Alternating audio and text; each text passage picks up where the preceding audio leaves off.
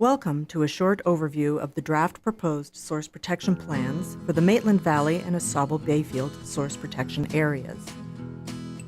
Source protection planning is taking place across Ontario. If you live in the Ausable Bayfield or Maitland Valley source protection areas, this overview may be helpful to you. Drinking water sources were identified in the Ausable Bayfield Maitland Valley region through science-based assessment reports. These reports determined where the municipal wellheads and intakes were vulnerable, how vulnerable they are, and what types of chemicals, pathogens, and activities could pose risks to community drinking water sources in the most vulnerable areas. What is a source protection plan? It is a plan that creates policies to protect your community's drinking water sources, such as municipal wells and intakes, from contamination or depletion. These policies add an extra barrier of protection for your municipal water supply. The new policies manage, and in some cases prohibit, pathogens or chemicals that people are storing or spreading near a municipal source of drinking water. Why do we need a source protection plan? Research in Canada and the United States has found that preventing contamination is much cheaper than cleaning up afterward. We have had several experiences of contamination, creating a high cost to human life.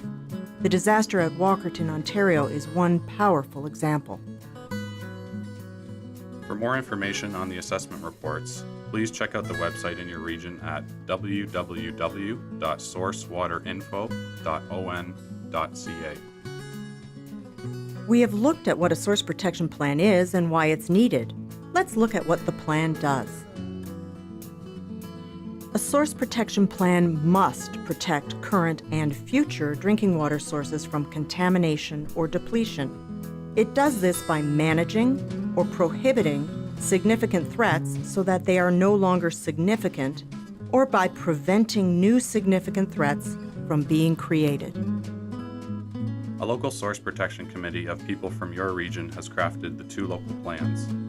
The members of the committee come from agriculture, industry, commerce, municipalities, property owner associations, the environmental field, and from the public. The 15 committee members and chairperson have been working on this project for more than 4 years. Ontario's Clean Water Act provides the legal framework to write the source protection plans. Provincial regulations have identified 21 threats, which are activities that could, in certain circumstances, contaminate municipal water quality and quantity. The Clean Water Act also provides 7 tools so the committee can address these threats. The 21 threat activities are listed here. Some activities are industrial or commercial. Some activities are agricultural. Some activities are residential uses, such as septic systems or home heating oil. Examples of potential threats include gas stored at a service station, spreading of agricultural or non-agricultural source materials, or storing of chemicals for industrial uses. This is a listing of the 7 tools available under the Clean Water Act to manage or prohibit threats. The top 3 tools are new under this Ontario law and are collectively referred to as the Part 4 tools. How do you use the plans? To begin, locate your property on one of the online maps and decide if it is in one of the areas where the plans apply. The plans apply around municipal wellheads and intakes. Take this sample wellhead area. Water drawn into the wellhead is taken from the entire area in green. However, it is only those areas marked in red and orange where the vulnerability is high. It is only in these high areas that risks can be significant. If your property is not in a red or orange area, policies might not apply to you.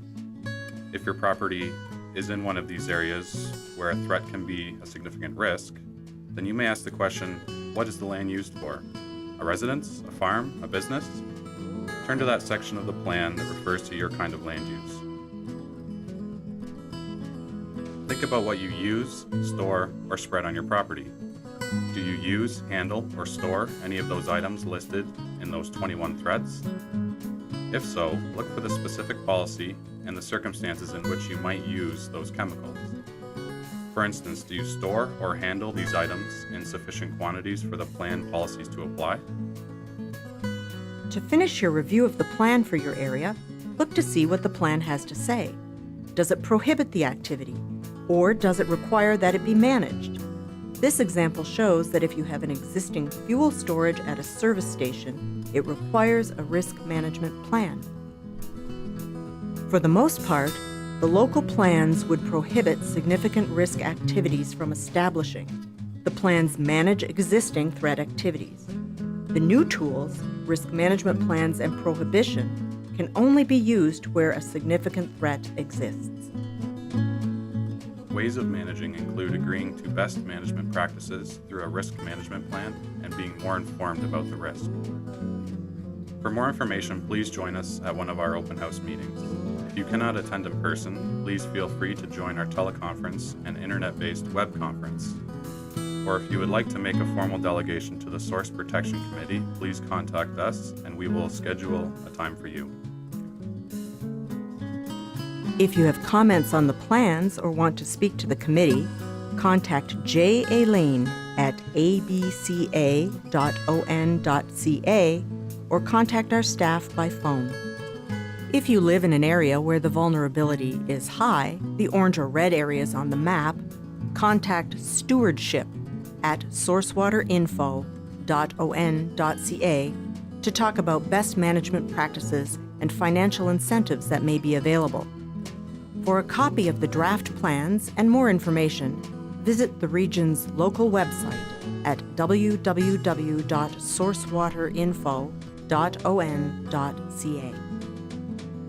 Thank you for your interest and your comments, which will help the committee prepare practical and effective plans to increase protection for your community drinking water sources.